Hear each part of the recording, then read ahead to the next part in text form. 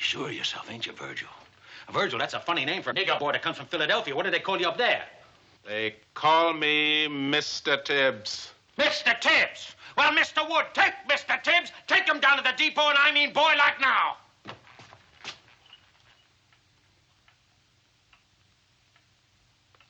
I'll have the FBI lab send you the report on this. Not that it'll make any difference. I'll take that. Oh, you won't. I'm sending it in, personally. My God. What kind of people are you? What kind of a place is this? Hello, listening people. Hello? You're listening to Spit and Posh Presents Pictures Powwow. I am one of your hosts, Ryan Slominski. And I'm Bartek. How are you, Bartek?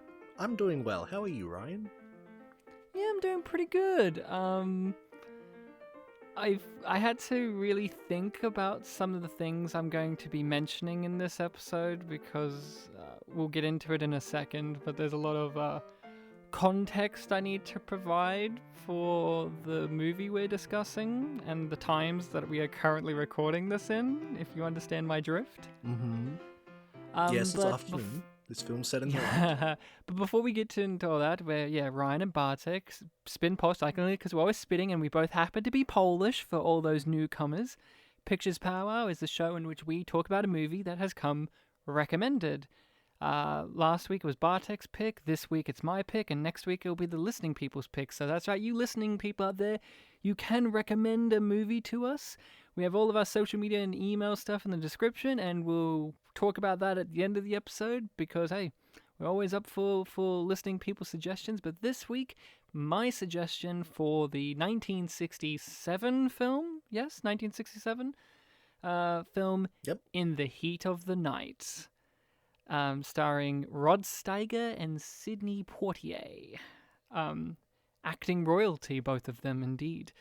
So, before we get into our history and our relationship and what we thought of the movie, bit of context for things going on.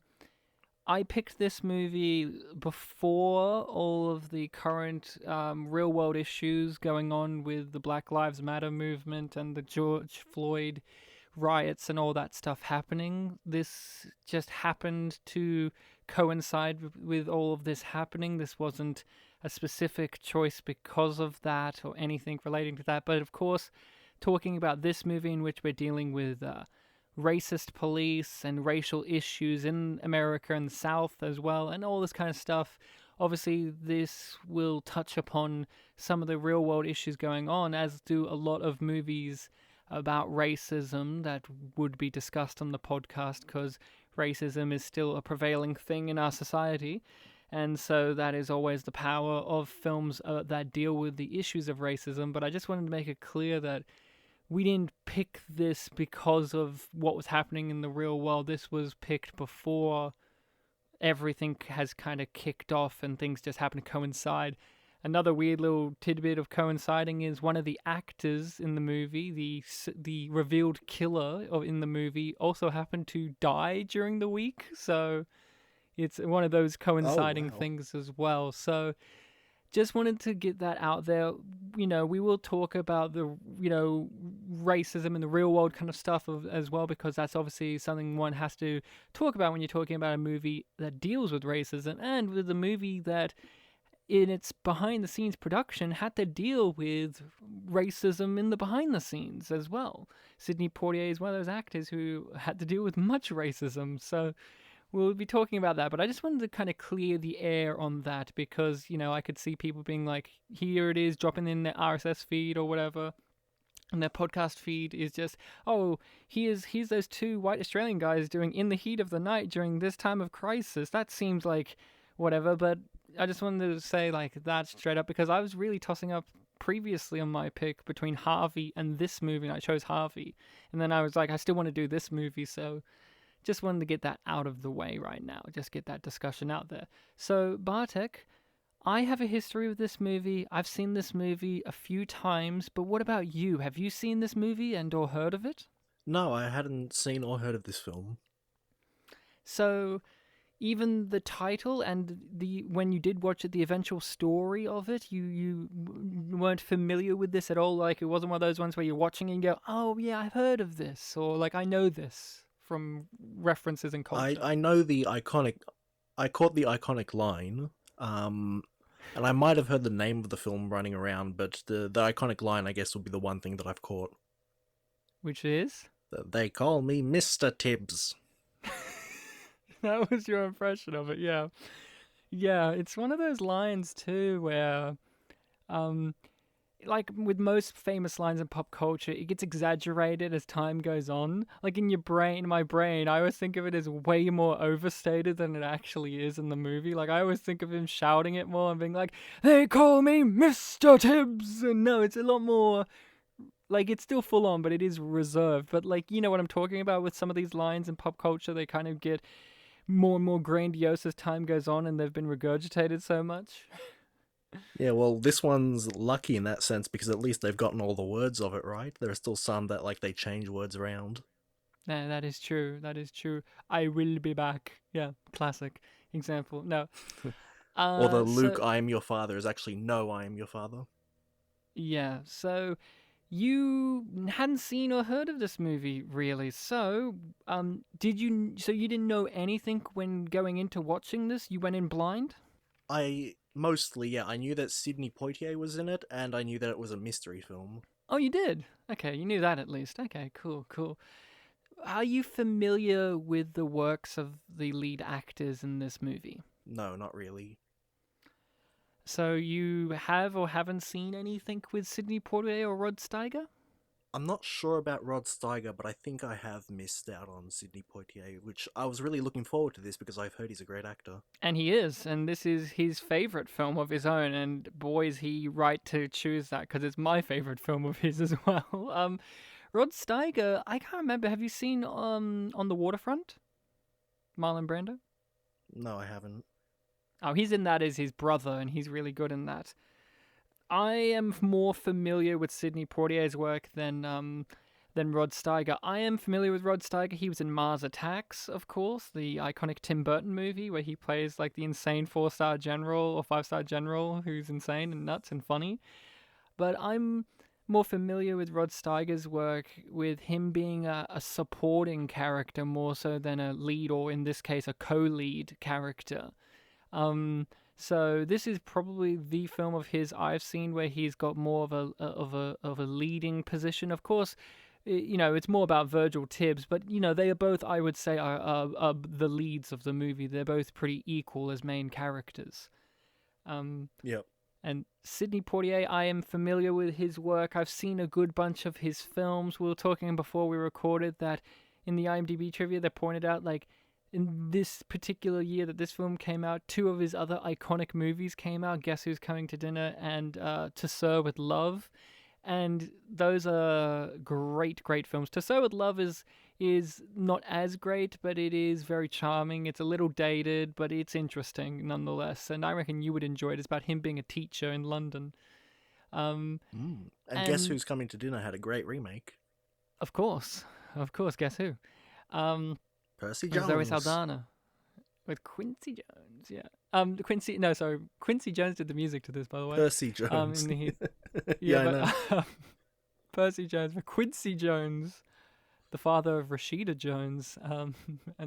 Either way, and Sidney Poitier, he's done other movies like the Defiant ones, which I'm sure you have heard of, Bartek, and is probably, if you haven't heard of the title, you're probably familiar with the premise of that one, which is Sidney Poitier and I want to say Tony Curtis are chained together, and they're in a chain gang, and they jump off a train together, and they're like an odd couple mismatched, and they're both trying to escape together, but they both hate each other. Yeah, they both learn to get on, and it's in the South and whatnot. So yeah. So Bartek, I love this movie. I picked this movie because it's a movie that I think of as an example of a great film. What did you think of this film? I really enjoyed it. I found it very captivating. Yeah? That's good. Mm-hmm. Yeah. What about it did you enjoy? I thought that a lot of Sidney Poitier's physical movements and presence was really powerful. Like the moments where, for example, he's inspecting the dead body and you're following his hands, like everything felt like it had a purpose. Um, all of the moments where he's just standing and silently staring, I thought those were all very powerful. Just like I was watching it and just wanting more. So you're a fan of Sydney in this, huh? Mm-hmm. He's your go-to. He's your anchor of enjoyment for the movie. What about Rod Steiger? He has also a very difficult role, and I do believe he got. I think did he win for this, or at least he got nominated for this as well, if not won for this. What did you think about Rod? Yeah, I'm not sure if he got nominated or won. I actually didn't check. Yeah, I thought he did great. He had a lot of stuff going on. The word's escaping me, but he had a lot of stuff going on. Yeah, they both have a very interesting job as actors, the both of them, because I think we, the audience, are more fascinated by Sidney Poitier because he has the major conflict that is obvious, which is he's a black man with power in a place that doesn't want him. And also, like you said, he's so captivating. It's his voice, it's his mannerisms, his outfit, the way he moves. He just says, just looking at him, I command the room. Like, you just can't not look at him. He's captivating as a performer, and Virgil Tibbs is a fascinating character. And it's not necessarily like Virgil Tibbs in this performance it's not like we haven't seen this kind of character before, especially this type of detective character before, but there is just an on-screen charm to Sidney Poitier playing this character, and you just can't take your eyes off of him. He's just that engaging. Also, he says recently, you dig. Yeah, he says you dig, which is great because again, this film deals with multiple levels of bigotry, not just in terms of race, but there's also class and, city versus rural, men versus women type of stuff. And moments like that when he says hip things of the time, like you dig and whatever, it's reminding you that he's not from this world. He's not from this little country town in the middle of nowhere, Missouri. He's from a city. So he's trying to be, he's trying to do that kind of stuff. And I love the little things when he says, you dig? Because it just reminds you, that kind of stuff reminds you, yeah, he's not from here. Not just he's wearing a suit and he's a black man and so on. Just little touches like phrases like that just remind you that he's not from here. Yeah. I like this movie a lot. I love it. And yeah, Sidney Poitier, Virgil Tibbs is an iconic performance and character. You got it right on the head, Bartek, with it's his physicality. I thought you would definitely bring up the scene, I think, where it strikes me with his physicality of when he's locked up in the jail cell with the guy who's left-handed, Howard, I think his name is, and that guy is grilling him about, like, why are you wearing white people clothes and, like, why are you locked up with me? And all he does is just raise his finger and points at him. And it just, you can feel, like, the noise of the room just drain away, and this is, like, the most important thing in the world. Did you notice that? I did, yeah. That was a great little scene. So, just to talk about the plot of the movie for the listening people, because obviously we are talking about this movie in depth and spoilers. I forgot to kind of mention that, but we haven't really gotten to the plot of it.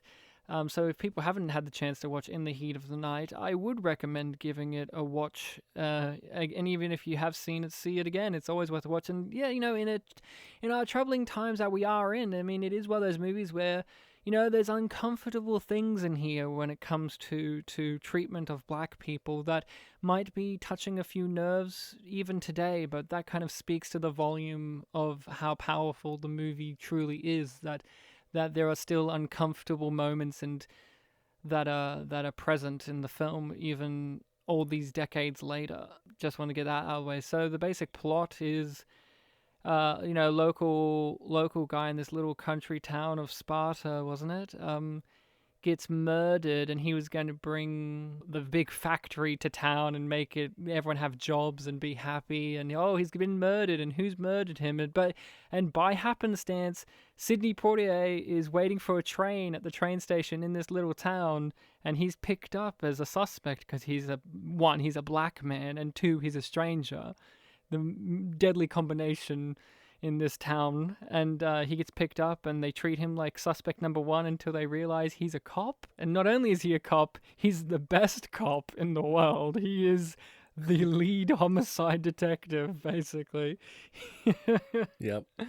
And they reluctantly ask him to join the investigation and help solve this murder. And it's just a basic little murder mystery where, let's be honest, Bartek, it's not really about the case. It's more about the dynamic of the characters, mainly Gillespie and Tibbs. I 100% agree. So tell me what you thought about this movie. Tell me your views. You give me your feelings on this, Bartek, because you've been very kind of like, yep, it was good. I enjoyed it. Yeah, so walking in, obviously, as soon as we had the first interaction between Sidney Poitier and the white police officer, it was immediately illustrating, like, okay, yeah, this is going to be a film that heavily deals with, racist tensions. We're already getting the, boy, come here, boy, kind of thing going on. But still, at this point, I wasn't sure, like, how heavily they were going to lean into it. Like, I didn't know if it was going to be a bit restrained, or if they were going to go full into it. And as the film went on, pretty much just every example of, racism towards Mr. Tibbs was going full into it. They were dropping slurs, they were showing imagery, and they even had a scene where, he gets slapped and he has to retaliate there, which that was a very, very strong moment for the film. Very confronting moment. Yeah, it's probably the most iconic thing in the movie, because it was the first time in cinema, I believe, or at least American cinema, which a black person slapped a white man back. Like, that in itself is like such a powerful statement, and it's great also because it's Sidney Poitier doing it, and he's been in so many movies at that point that are about like black people's struggles, and he's been the victim of oppression, and he's been, a victim of racism. And in this movie, he has the power for a majority of the time, and that's what makes everyone so uncomfortable in this town, is that this guy's allowed to have power. And that is an unnerving thing. Like, when he slaps the old racist guy, the scene ends with the old racist guy crying. Yeah. Because he's not allowed to shoot him. That's right. And even jumping back to the autopsy scene where Tibbs is just trying to do his job, and he's getting all this attitude from them. Just having the chief of police just being like, you do what he says, and things like that. Just that whole scene also. And that was an earlier example as well, so that really set the stage. Yeah, it was a lot of, like... And here's the thing, too. You said it, like, the film goes full on with the racism. You have hordes of guys chasing him, and they're going to most likely kill him and lynch him and all of that, and you have slurs and whatnot. Yet at the same time, when you say this, it's not as full on black racist drama affair as something like 12 Years a Slave or other movies, because this film doesn't really use the N-word that much.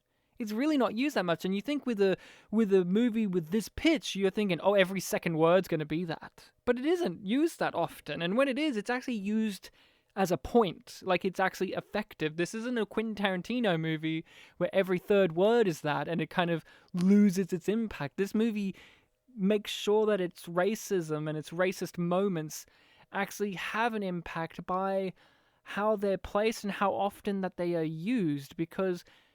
No offense to these type of movies, but there is a level of them where, you kind of get, like, emotionally worn out and numb at a certain point if you watch enough of these kind of, the racism type movies, especially the ones about African Americans, when you get to, like, stuff like The Color Purple and 12 Years a Slave, and it's just, like... You're seeing it full on, and it's good to have those type of movies, but you have a type of movie like this in which there's the fear that will happen, but it's not like they're dropping the N-word every 2 seconds. They're trying, and the thing that makes it uncomfortable is that I you kind can of meant see more these in the people sense of like, try to tolerate him. yeah, when I said that it went full on, it wasn't so much in the sense of like, racist exploitation. I meant more so in the sense that they weren't gonna skirt around the whole racism issue. They were actually gonna present it in a realistic way. Yeah, that's true. It was one of the interesting things on this rewatching of it was that was really confronting to me was how there were characters who were racist still, but they tried to be tolerant of him being there physically in their company, but you could tell that they still didn't like him, and when given the chance they would show their disdain openly. But that is something that's so true to life. As someone who grew up in a small rural town in Australia that's one of the most racist towns in Australia, that is the kind of case where, like, there's that politeness there, but really they hate you kind of aspect there. And if given the right opportunity or the chance, they'll show that open disdain fully. And that was one of the things I really appreciated, that detail in this movie. It wasn't like every single character was out and out, like, full-on bigot. There were the ones who, given the chance, would be bigots, but for the most, like, for good parts of it, they were trying to be decent enough not to, but you could still tell that there was hostility there because he is a black man with power in a town in which, the black people live in their own little part of town. So yeah, this film is about the racist struggle and not so much about the murder mystery plot. That is just an excuse to delve into these themes and to the relationship between our two central characters. Did you have any particular scenes or moments that really stood out to you in this film? Well, certainly the scene where they threw him in the jail, that was, that was a moment of, what are you guys doing? He's on your side. Just this really futile act, and then they don't even keep him in there that long. No, and they make him sign the papers for false arrest. Yeah.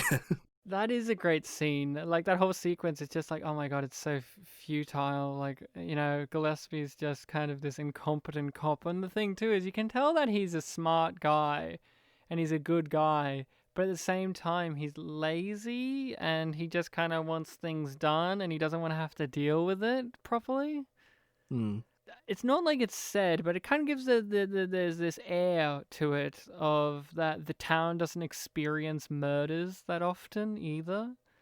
It's not like the Snowman where they explicitly say out loud, oh, there's never been murders in this precinct before, we don't know how to deal with it. It's not specifically said in that manner, but it does feel like these are people who haven't had to really do a homicide case before. They do have lines where they're like, he wasn't hired as chief of police because of his homicide expertise. He literally says the line, because I'm no expert. Yeah, because I'm no expert.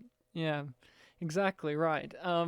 One of the scenes that really strikes a chord with me on this rewatch, of course, the iconic scene of "They Call Me Mr. Tibbs" is the big scene of the movie. It's a great scene. It's filled with tension. You can really feel the heat in the air and the sweat on their skin. You can really feel it. That's also the strength of this movie, is you can just, it's like you can feel the humidity from this film. But the scene that really strikes a chord with me is when they're just sitting together in his house, Gillespie's house, and they're just chatting late at night. That scene really strikes a chord. It's just these two men letting their defenses down and chatting to each other, and then Virgil says a certain thing that makes him just, put that wall back up, and he's just back to, what he's always, he's just back to being hostile again. Yeah. And that's that scene really in particular was strong. And then I found out it's a scene mainly improvised, and I'm like, oh, okay. See, I don't have a problem with improvisation in movies because sometimes it can lead to genuinely great things. But when it's like a Judd Apatow comedy, it doesn't. You should call all of them and say, go sit down and watch In the Heat of the Night. In the Heat of the Night, yeah. In the Heat of the Night, you've got Virgil Tibbs. Oh my god, I love when Gillespie finds out that his name is Virgil. He has such glee when he hears it. Yeah. Yeah. He's like laughing and smiling, and he's like nearly cracking up. He's like, "Oh, Virgil, you're a good man, aren't you, Virgil?" He's a big fan of Dante's Inferno. Of course. Yeah, there's just so much to talk about. So, what?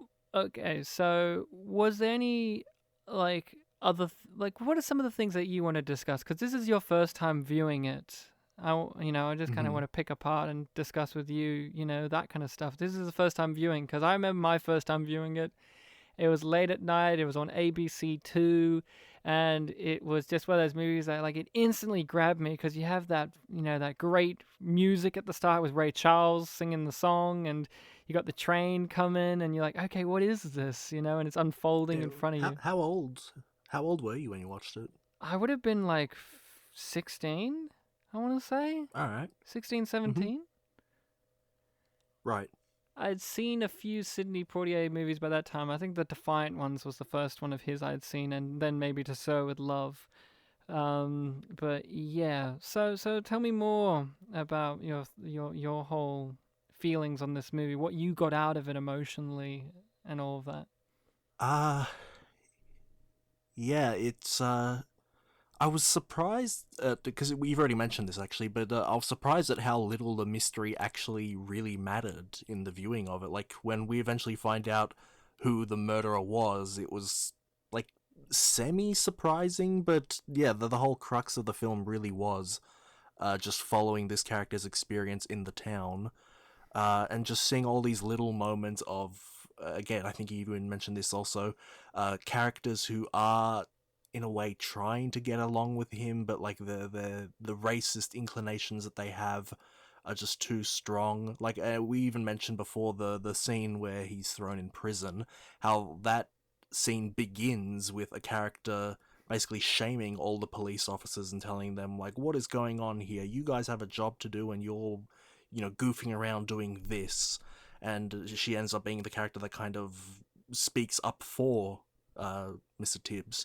So yeah, there's just a lot of futility in people's attitudes that was really interesting to see, and just seeing Virgil Tibbs always being in a good mindset in dealing with all of this.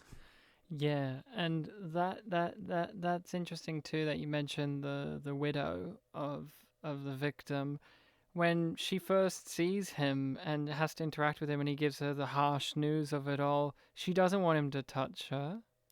And whether it's because he's black or because she's grieving over this loss and that's just her natural reaction is really kind of up to you. Because in the end, he does, and he helps sit her down and he comforts her in his way.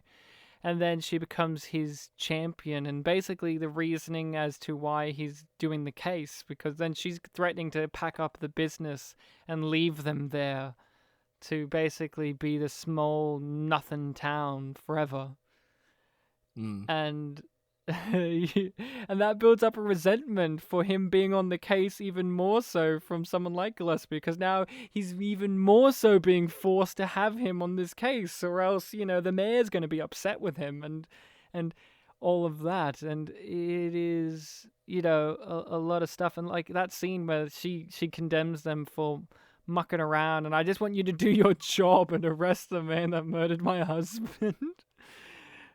Like it's really full on, and she gave a great performance, that actress. I want to say her name's like Lee Grant or something, and she was great. I've seen her in a couple of things, but she really did a good job, and she's not in the movie that long, she's just kind of here, and then she's there to deliver the powerful stuff. She's there to deliver. She's like the audience, where she just shakes them and be like, stop fucking about and just do your jobs. Because we're sitting there. Because I wondered with you, were you frustrated with the movie? Because the movie does that thing in which, hey, you're on the case, you're off the case, you're on the case, you're off the case. Get in and join me in my case. Go on the train and leave. Were you frustrated by that back and forth tug of war?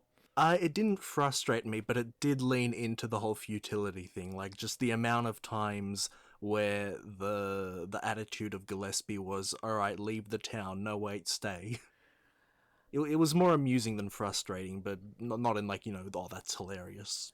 I think one of my favorite scenes is when Gillespie swallows his pride and goes to the train station to get him to come back. And then it becomes a pissing contest between the two of them, and Gillespie just strokes his ego.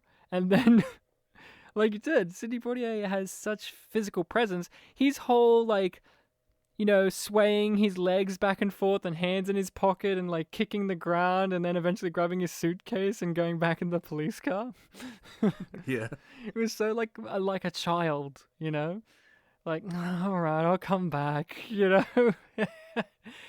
And that's the thing that I also like about this movie too is, okay, it's easy. Gillespie's a flawed character, obviously. He's a racist. He has his own personal bigotries.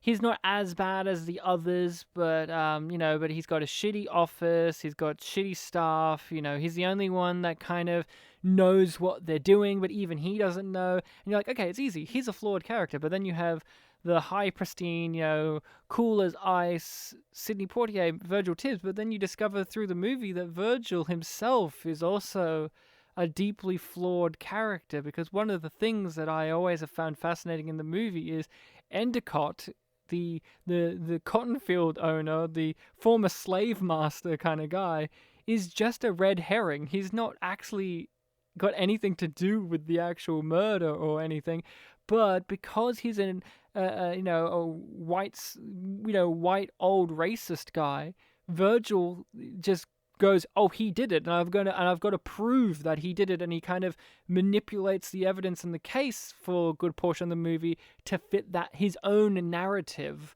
that this guy must be responsible because he has his own personal bias. Yep. And that in itself is his stereotyping, or he's putting this person into this box that he wants them to fit them in.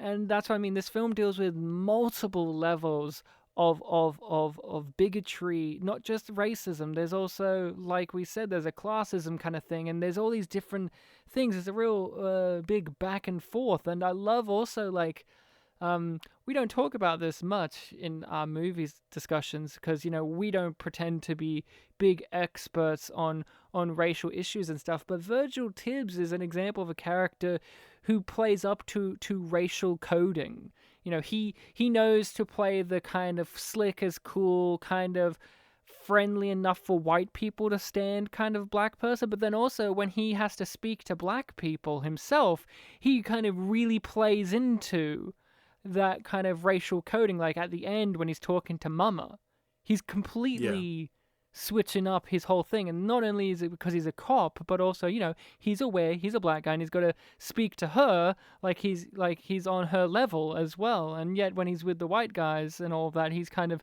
playing into their kind of thing as well until, he has to snap eventually. They call me Mr. Tibbs. He slaps the guy back, that kind of thing. Yeah, he puts on the personas that he needs for the job. And again, it's not like the movie heavily discusses that as the big thing. It's just these are little things sewn throughout the character and throughout the film. And that's what makes it such a rich, nuanced film, is the characters are more than what they seem. Including Sam, the racist cop we meet at the beginning. You're thinking, oh, he's going to be an antagonistic force in the whole movie, but he kind of is okay enough with Virgil for most of the movie until when he changes his route and Virgil knows that he changed it, then he gets antagonistic. Defensive. Well, But what did you think about that whole stuff? The movie opens with him going through the streets, and you get introduced to that story of the young 16-year-old girl who likes to walk around naked. What did you think about that? Because that's a part of the central murder mystery plot is this girl getting pregnant to this guy and all of that. Yeah, it's just in the context of how it's presented, it was a real, I guess, tone setter for the film. Like, we get that the police of this film are not going to be, the super moral upright ones. They've got a bit of an attitude to them, and also this one here is a bit more of a sleazy one. So yeah, it really gives you an idea of what we have going forward, and then of course we see the dead body and realize, okay, this is going to be an investigation film. And then it isn't. It says it is. It kind of is, but yeah, it's more about Yeah. the power play dynamics. I just love just the both of them. You know, they're both such interesting characters. Virgil Tibbs is obviously the one we all love and adore, and he's, you know, fascinating. Like that scene in which he's detailing why, like, he's left-handed, and yeah, so what? He's a lefty. What does that matter? It means he's innocent. And you're like, Jesus. But he's not like he's rampaging in there to stop him from arresting that guy. He's kind of like, well, I know he's innocent, but I'm just going to go back home and tell the FBI about it, you know? Yeah. Such a well-crafted movie. What did you think about the music of the movie? Because it's very of its time, but I wonder, do you think it's too much of a dated quality of the movie, or do you think it adds a certain flavor and character of its own? I think it adds a good character, good flavor to its own. Yeah, I feel like it complemented well the fact that the film opened in like this, you know, nighttime setting. It's just this kind of chilled back kind of thing while you're absorbing the tone that the film's giving you. And then at the end, the film ends on daytime, and it feels a bit different. Yeah, that is true.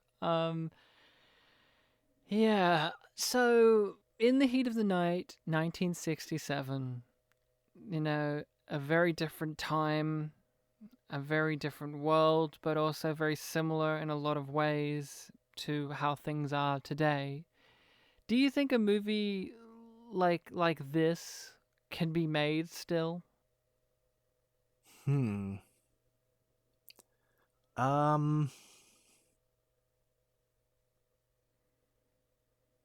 it could. I think it might be able to be made. You sound cautious about it, though. You don't sound 100% on that. Well, that's because I'm making my mind up. Making it up. I don't know. I think it could. I think, you know, the immediate answer would be no, they don't make movies this subtle anymore, but that's not true. They do make subtle movies like this still. I think, though, the issues would fall, and I think there would be a temptation to lean harder into the overt racism more so. That this movie, obviously, like we said, it has lots of overt racism, but there's also a lot of subtle racism that's sprinkled throughout the movie, and bigotry. And I would worry that maybe if they did a new version of this, or they try to do something like this, there would be that temptation there to make it a way more overt kind of thing. And that's nothing wrong with that kind of, you know, overt, you know, you're dealing with racism. There's nothing wrong about being overt about the issues of it. But I think, you know, this movie has quite a lot of subtlety, and it kind of withholds a lot of things and is really restrained, and it's still groundbreaking, of course, as well. Like, you know, this film was groundbreaking, you know, the slap back, but also one of the first movies in color that actually lit a black actor or darker skinned person in correctly. Isn't that crazy, Bartek? Yeah, I know. 67. It took him that long to figure out maybe we should, you know, have the lighting look good for I guess, yeah. anyone with darker skin. I guess another factor contributing to this idea of could it be made today is that because there is such a big pushback against racism and, just anti-bigotry in general, they probably put in a whole faction of people in the film that are, anti that sentiment. Whereas for this film, it's mostly just one black guy put next to a bunch of people who are various degrees of racist. Yeah. And, I don't know. I just also, what I think too would lack in a film like this. This film really has, and I've never been to America, right? I don't know America stuff properly. I've never lived there.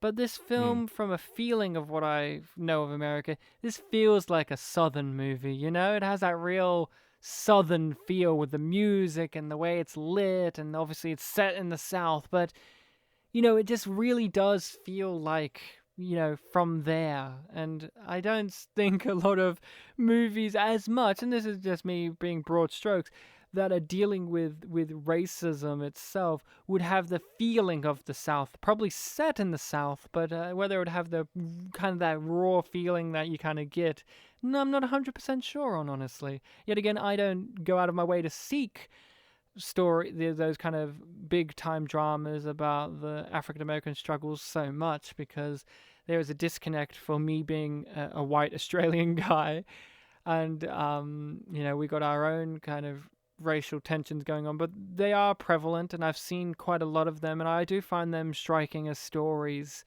The fact that these things are still going on. We look at something like, In the Heat of the Night, and go, oh, well, that was made in the past, so it's different now. Or you look at 12 Years a Slave, and that's set in the past, and you go, oh, well, it's different now. But is it, though? Not really. I mean, in ways, yes, in ways, no. But as we are seeing right now, as we record this episode, how the world is reacting to, police brutality and murder and all of that kind of racial strife and stuff like that. In this kind of movie, too, it's like asking something that I think may be a little bit more difficult to swallow in a time like this, which is, hey, we've got a bunch of racist white cops, but one of them, you can like them. Because at the end, you kind of like him, don't you? You like Rod Steiger by the end, yeah? Oh, yeah, I think throughout the whole film, he shows... I guess if we were trying to look at this as a film of him getting over his bigotry, then I'd say he has potential, but he has his lighter moments, like when he saves Virgil from the 4 guys in that warehouse. Yeah, and... that he fully condemns people who don't let Virgil do his job. He's like, I told you, he's with me. You gotta let him do this. But I think there would also be that issue of this is a film in which they're both equal leads. Maybe you would lean more to Virgil being the pure lead, and it's also kind of we've seen a lot of, since this movie, a lot of white man repentance type of characters in this. I will never forget, was it Benedict Cumberbatch is it Benedict Cumberbatch in 12 Years a Slave, I want to say, who's like, I'm a good guy white guy, or Brad Pitt, one of them. It's like, I'm a good guy white guy. I haven't seen it, I don't know. But yeah, this In the Heat of the Night is just one of those movies that, yeah, there's technical things wrong with it, and there are some elements of the story that do get a little dry, and there are lots of repetition of things for sure. But I'm going to be 100% honest, I don't have any negatives of this movie. Yeah, those are there, but they don't bother me. To me, and I don't often say this, but to me, this is just a perfect movie. Yeah, I know there are imperfections in it, but for my own personal taste, this is a movie that I look at and go, yes, this is how you make a film. This is how you do it. This is a quintessential watch. If you are into cinema and you want to really say that you've watched movies and films and stuff, I think this is one of the ones you should check out. There are obviously a list of ones like, Citizen Kane and Casablanca and those too, obviously, but I think In the Heat of the Night often doesn't get as acclaimed as much as it should. It's always in the list of highly acclaimed movies, but I feel like more people should see this movie. I think it's uncomfortable. I think it's funny as well. I think it has really intense characters and really light characters and moments and scenes and set pieces. And if you just want to see 2 great actors facing off and working together, because this film is just like the best stuff is when just those 2 guys are talking to one another or interacting, and that stuff is just amazing. You don't need the car chases and the shooties, and the murder mystery doesn't matter. It's the conversations and the dynamics that matter, and that's, to me, it's just a perfect film in my opinion. I just look at it and go, I don't have any problems with this movie. It is one of those films that I always forget until I rewatch it or really give it a thought that, man, I really do love this film. This film really does rank highly. Like, is it in my top 10? No, it isn't, but it should be in my brain. Like, in my brain, and after having watched it, I'm like, this really should be in my top 10. But for me, it's just, yeah, this is one of those ones where I go, I don't have any issues with it. Yeah, well, it can't be in your top 10 because the director has to make a bunch of bad films first. You're right. M. Night, looking at you. And Jolly Boy. Oh, yes, that too. But not the Coens. Yeah. Anything else you want to discuss about this, Bartek? I'll just add quickly that I completely agree with you. The end product of this film is great, and if we are putting it on the level of, like, you know, Citizen Kane, Casablanca, and all those other great films, I'm honestly surprised I don't hear about it as much as those. Yeah, I don't know. I mean, we were talking before we recorded, that year had so many great movies that this film beat out as Best Picture. And you just look at those movies and you're like, those are great, great films too. And, that happens sometimes. Like the film that won Best Picture over, say, something like Psycho was The Apartment. And that movie, I think, is a genuinely great movie. I love The Apartment, but no one really talks about The Apartment nowadays. People just go, oh, Psycho, that didn't win Best Picture or nominated or whatever. Like, oh, that's shit. But like, or, how Citizen Kane wasn't even nominated for any big awards. But the movie that did win, no one ever talks about. How Green Was My Valley. No one talks about that movie. And film with green in the title winning Best Picture that no one likes? Yeah, I know, right? That's odd. I know, it's odd, right? Yeah, and that's the thing too. There you go. Green Book. We're making a reference to Green Book. Green Book. There you go. Where Green Book's a big racial movie in which you have a strong, cool black guy. Like, you could see Mahershala Ali play Virgil Tibbs, right? He's basically trying to be the next Sidney Poitier, right? Dignified black man.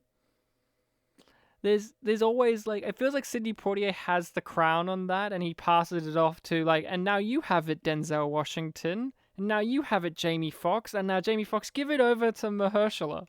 There's a lot of, and that's great. But I feel like Sidney Poitier kind of set the groundwork for the old phrase, Sidney Poitier learned how to walk so they could run. That's kind of how I feel. But yeah, Green Book, there you go. Green Book is a very kind of thing too, where you have, white guy, black guy stuck together. They both don't like each other very much. The white guy's a racist, kind of slobberly guy, and they go through journeys that don't actually matter because it's actually about their dynamic and their relationship and whatnot, growing over time and then respecting each other as people. And people are still furious about that movie existing, right? Mm.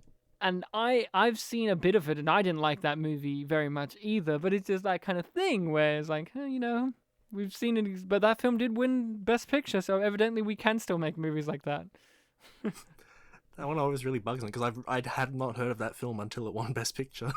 Oh, man. I saw the trailers for it, and I was like, it looks alright. I like both actors. That was my opinion. I like both actors. What's that? It's directed by the guy who did Dumb and Dumber? What? What? The guy who did Three Stooges? What?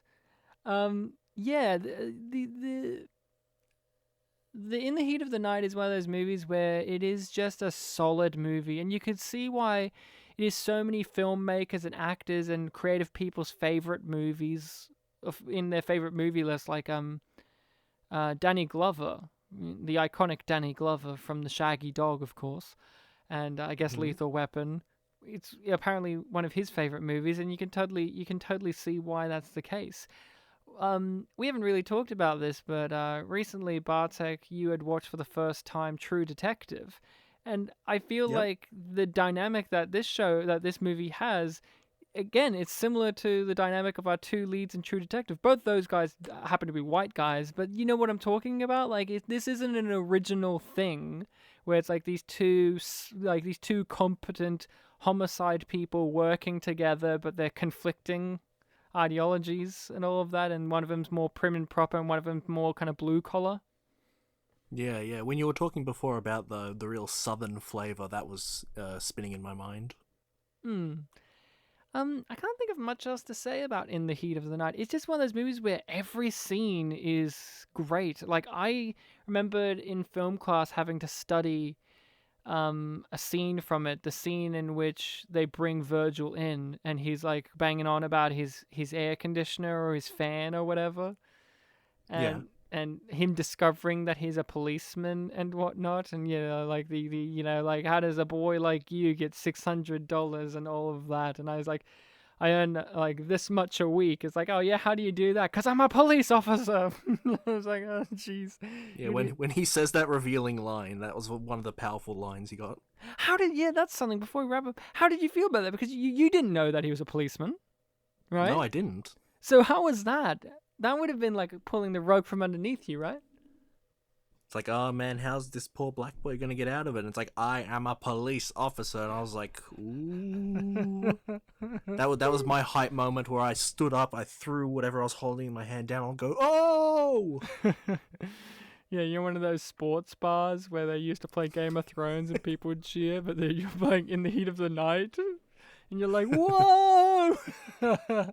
He ate how many packs? He ate how many packs of gum for this movie? Whoa!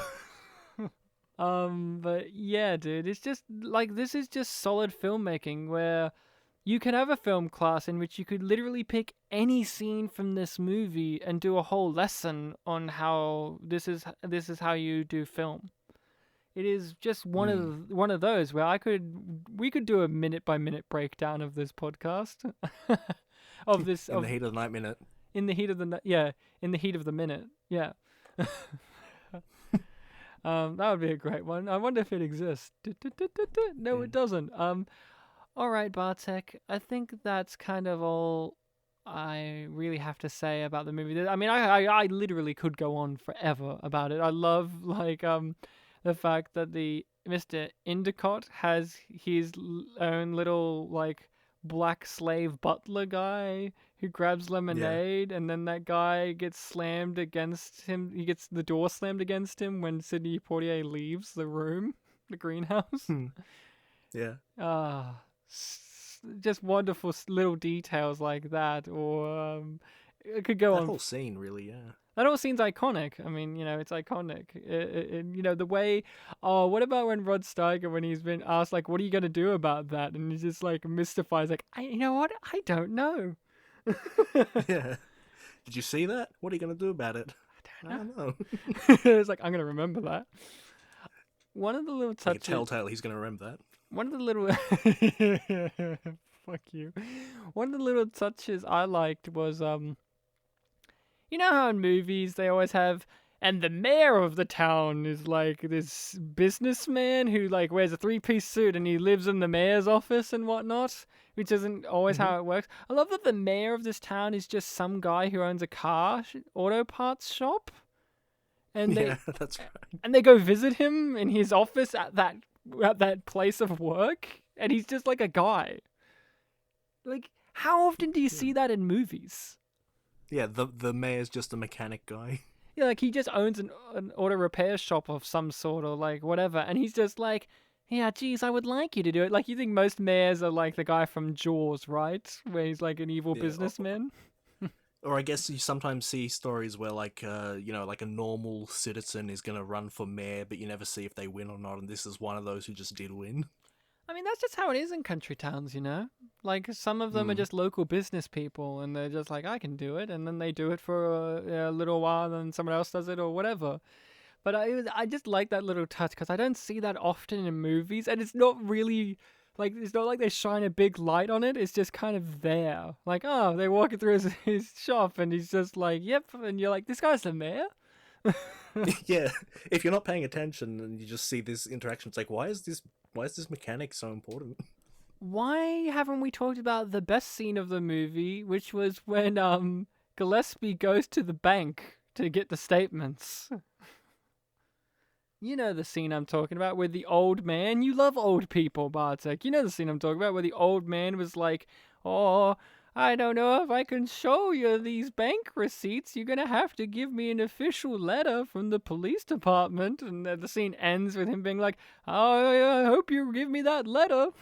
You remember that? There was something like that. Yeah. When Gillespie had to check how much Sam had deposited into his bank account to prove his case that he did it. Yeah, it's ringing bells now. Yeah. There's just like this old man who's just like, you love old people in movies. This is an old man from the 60s, so he's super old now. Yeah, there was a dog in this movie, and it's dead now, very much. There was. That old man's gonna cry when he hears this episode. Oh, come on, Bartek. Your favorite character wasn't Virgil Tibbs. Your favorite character was the desk clerk guy with the big eyebrows. In the police. I am a big fan of big eyebrows. In the police, and he's like, "You didn't tell me. You told my brother about the broken door." And then he's like, "Oh, by the way, I talked to your brother, and he said I didn't tell him, so I know I told you. Get that door fixed." That was a good little delayed punchline. I did enjoy that. There was a consequence to his lies. Because that was a running thing. Like, all the things are broken because he asks this guy to fix it, and he doesn't, evidently. In the heat of the night. So, Bartek, next episode is listening people's suggestion for a movie. Yes. Are you ready to hear what movie it is? I am ready. I'm very excited too, actually. So I thought, let's go with, we're going to go from one movie about bigotry. I thought, let's be lighter and go to a movie about sexism. We're going to do She's the Man. Oh, there we go. I can finally see the full thing. Oh, giving your history away with it, are you now? You've seen a bit of it. Yeah. My history is I haven't seen it, so there we go. She's the Man, starring iconic Amanda I think it Bynes. has a good principal character. Amanda Bynes. Amanda Bynes? She's in it. She's the lead. She's the man. She is the man. This will be the second Amanda Bynes thing I've ever seen in my life. So, there we go. other than her in real life having facial tattoos and a crack addiction, I think. But other than that, it'll be the second Amanda. You're a big fat liar, Ryan. I'm a bigger, fatter liar. The second one that no one talks about, that I made straight to video. Where it's just the same movie again, but shit. For different people. Yeah, and it's shot on video. So listening people, get ready to watch that movie in the interim of this episode and that episode coming out, because we'll be talking about that. You can hit us up on the social medias of Facebook and Twitter, Spit and Polish Presents. You can find us there, and on any of the podcatchers available that you listen to. This podcast is on there. Feel free to rate and review us, because on whatever ones allowed, because that will stroke our egos. Give us 5 stars and call us Mr. Tibbs. Did you know there's a sequel movie, Bartek, that's just about Virgil Tibbs being a policeman, and it's called They Call Me Mr. Tibbs?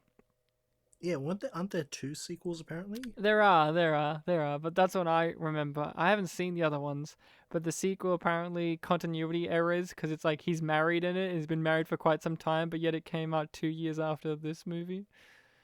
Right. So whoopsie. You can email us at spitandpolished@gmail.com for your thoughts, your views to share with us, and like I said at the top of the episode, your suggestions for movies to cover, because if it wasn't for Bartek's friend Jono, I do believe, recommended She's the Man, we wouldn't be doing She's the Man, because I haven't seen it before, so I have no attachment to want to do it on the show, and Bartek's seen a part of it, but I don't know if he had enough of an energy to have suggested it on the show before. Am I right, Bartek? You wouldn't have suggested She's the Man. Probably not. There was a point last year when we were doing the final 10 films for Unappreciated Masterpieces. I was considering, maybe an Amanda Bynes film. The one that I was going to pick was Robots, but I didn't think of She's the Man. I didn't even know she was in Robots. So I've had 2 Amanda Bynes experiences then. There you go. Yep. She was in Robots. Was she the lead robot? Was she the blue one? Probably the female lead. Oh, okay. All I remember was Robin Williams was in that movie and he was annoying. That's all. I don't remember much about it. Maybe one scene. Should we do Robots? Far out. I haven't thought about that movie. I remember I specifically got rid of something, and we ended up doing that instead for one of my picks for Unappreciated Masterpiece, but I can't remember what it was. Oh, wow. So that's it, listening people. A pleasure, as always, Bartek, to be podcasting with you yet again about a movie that is poignant, touching, funny, dramatic, tense, all the... And dark. Dark? I mean, I could see what was happening on screen because they lit it properly. Take notes, Zack Snyder. Take some notes. I don't give a shit about your cut of Justice League as long as it's fucking lit. Don't you miss when things could be lit properly? That's the thing too with a lot of movies that recent. We talked about that with The Snowman too, with the bad lighting and color grading in that movie, and that was a prestigious movie too. Prestigious. Yeah, well, just put some lens flares and stuff. It doesn't matter. Fuck you. Lens flares. I film it in the toilet. That's the light you need, is the toilet bowl. So It's shiny. It's shiny. So until next time, listening people, remember to be kind to each other, and that they call him Mr. Tibbs.